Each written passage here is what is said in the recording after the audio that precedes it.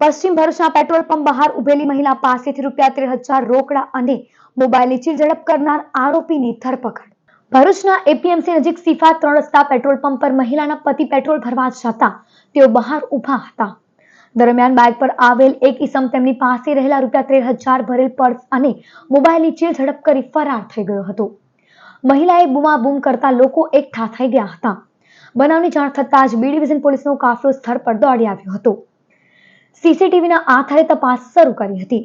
Petrol pump પર લગાવેલ CCTV કેમેરામાં સમગ્ર ઘટના કેદ થઈ હતી, જેના આધારે પોલીસે તપાસ કરતા આ ગુનામાં સંડોવાયેલ આરોપી કંઠારિયા ગામનો સમીર ખીલજી પોલીસે ધરપકડ કરી હતી.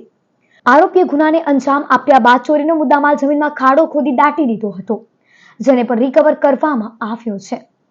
ઝડપાયેલ આરોપી એટીએમ સેન્ટર બહાર ઊભો રહે છે અને અંદરથી નાણાં ઉપાડી જતા લોકો પર નજર રાખી ચીલ ઝડપના ગુનાને અંજામ આપતો હોવાનું બહાર આવ્યું છે.